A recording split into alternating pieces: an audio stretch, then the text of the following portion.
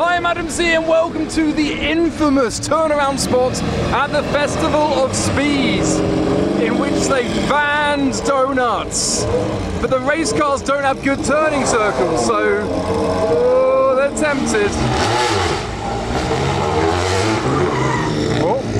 So we're waiting for the supercar lineup to see who breaks the rules, but for now we've got Le Mans cars like the Sauber that's not even being driven. Is it gonna dig into the grass a little bit, just a touch? But whilst the F1 GTR Longtail gets pushed, might as well be an EV. We do actually have an EV on the horizon. It's gonna cause some controversy. So this is not the Type 00. This is the Jaguar Type 01, the production car, which actually has 4 doors, but inspired by the look of the concept car. But it's still in camouflage, but this is the smallest amount of camo that we have seen this car in. And he's wondering, do I do donuts? And the answer is probably no. He's showing off the good turning circle on this car. This is the first time we've seen it in minimal camo, but at the end of the year we should get to see exactly what the production car is going to look like. He's going for another lap. Well, I think the TV crew have had enough of the Jag. It's now vacating the area. We don't get to see it anymore, which is a shame. And whilst the F1 cars turn around, before we go into the secrets into why they've banned the donuts for supercars, if you're a Formula 1 fan, you're going to want to download this game and see exactly what it's got. Let me tell you, F1 Clash isn't your traditional racing game. It's all about strategy, and the best thing about this is it's completely free to play. It's an official F1 licensed game and gives you a chance to play as and unlock all of your favorite Formula 1 racing drivers. So, because F1 Clash is officially licensed, that means you get to play as real Formula 1 racing drivers and the current teams as well. And if you act fast right now, before Formula 1's summer break, with each genuine race that happens in real life, you can play at the corresponding race on F1 Clash. It's all about strategy. So you have your team, you get to select which tyres they'll go out on and when to pit as well. And then it's all about boost control as well. You can choose to go full out and try and beat the other team, or you can preserve your energy so it doesn't run out. Unlock your favorite teams, unlock your favorite drivers, upgrade your cars, and if you click my link in my bio or the QR code, you can get a bonus boost for yourself absolutely free of charge. The whole game is free to play. The new Formula 1 season is finally here. If you want to support my channel, click the link in my bio or the QR code to get a free booster and join the game. Let's see who's the better race strategist. Click the link, download the game. Thanks to F1 Clash for sponsoring today's video. Let's go see these supercars. So there are no marshals here at the moment, and yet the 849 Testarossa has opted out of doing donuts. What about the DLS Turbo? Is he gonna... No singing from him. What about the manual Hennessy Venom? Sounds good. Marshals are just starting to come down. Are they going to witness some absolute crime? No, almost an accident. Oh, wow. So my theory is race cars have to do donuts because they don't have the turning circle to turn all the way around, and then drift cars need to use this bit to warm up the tyres for the drifting, so that's why we've got tyre marks. But the brand new cars and the supercars don't need to do donuts. They only do it to try and sell their cars. So there's no point putting these supercars at any risk of getting in any kind of accident by doing dangerous and scary donuts and burnouts for the people's entertainment. This is also not an official part of the Goodwood hill climb. The F80, this has got a new exhaust. It's straight piped. So it'd be good if you could send it so we could hear it.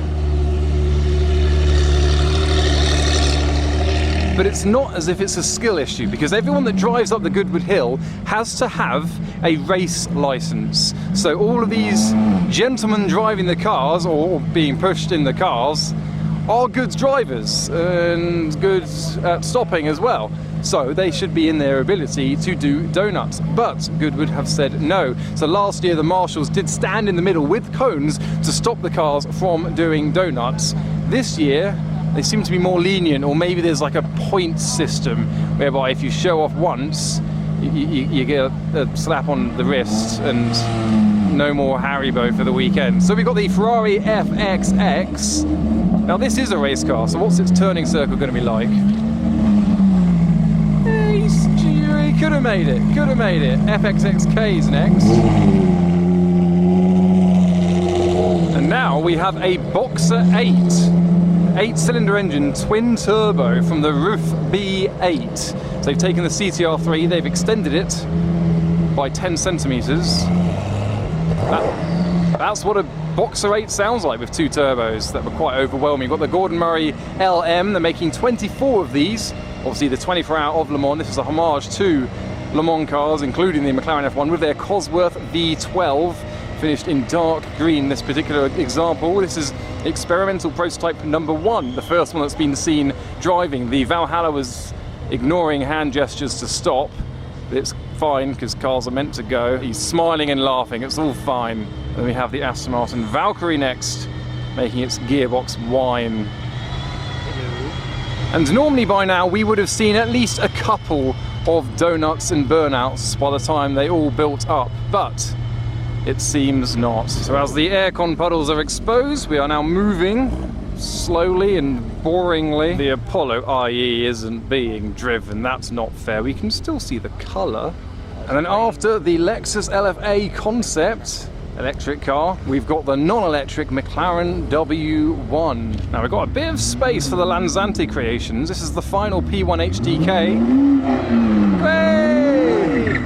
What a criminal! Lock him up, tell him off, slap his wrist, or give him a job. And then another Lanzante car, the 9559, their 3-seater, is being a bit more subdued. We've got the Mustang GTD, which isn't a diesel despite it sounding like it should be. And after the AMG, we've got the Pure Speed based on the Mercedes SL, but they've chopped the roof off and he waved to us. Oh, and Zenva, right, this is meant to be the most powerful V12 production car, and they didn't use any of the power from the Aurora. Another reason that they don't tend to do burnouts is a lot of the drivers here have been invited by the manufacturers, like Shmee 150, Petrol, Ped. They're not actually, you know, part of the team, whereas the race cars, they're the race car drivers, they're invited by the team, they know the car, so if it goes wrong, whatever. Whereas if you've been invited by Ferrari to drive their new car and you try and do a donut and it goes wrong, then you're going to get slapped. But let's see what the Formula One cars have to say about these rules.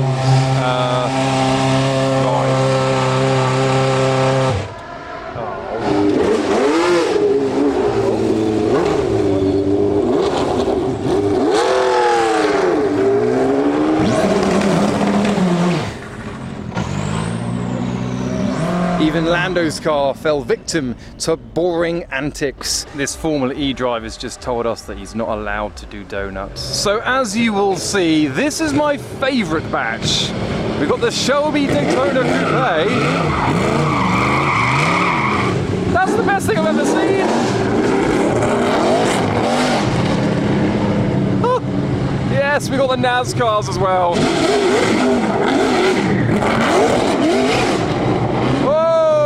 Their turning circles aren't the best.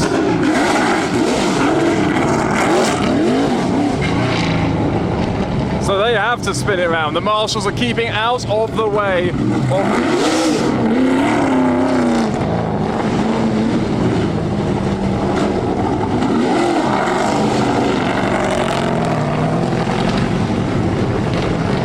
It's my lucky number.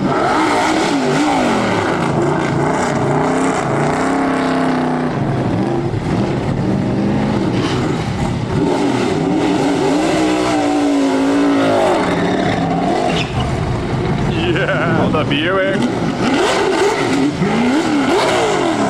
Oh, sounds amazing.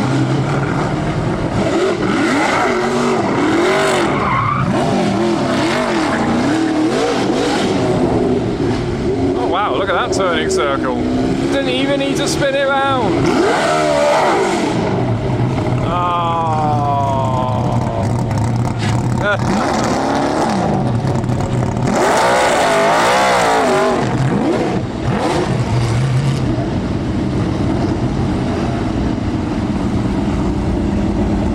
The Audi Quattro and the CLK GTR. That's what the R stands for.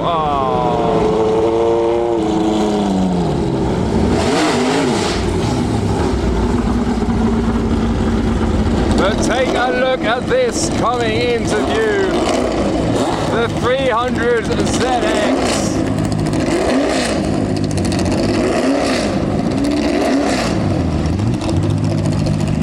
Now what about the Camaro? He's got the room.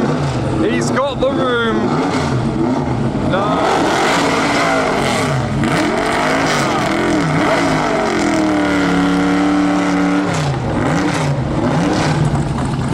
Oh, you could have matched it. You could have done the same.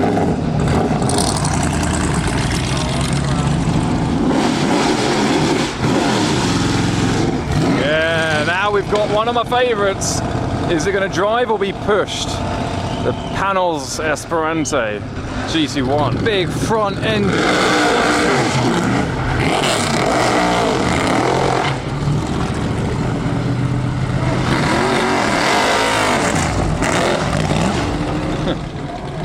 She wants them gone.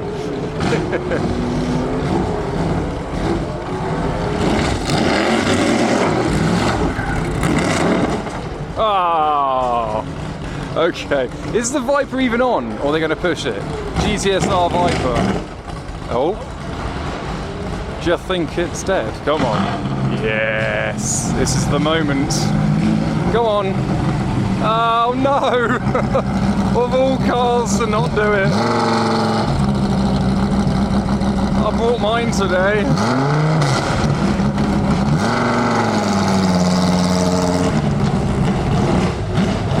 But we reckon this Peugeot is going to put on a show for us all. Finally. Oh. Could you try that again?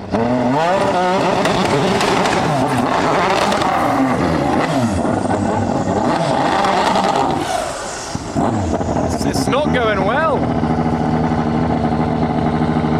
Focus. She wants it gone. She wants it gone. Now we have the Hertz Cadillac Team Jota. It led Le Mans this year and came fourth ultimately, and it's a hybrid. Whoops. Okay, racing of the future. There we go.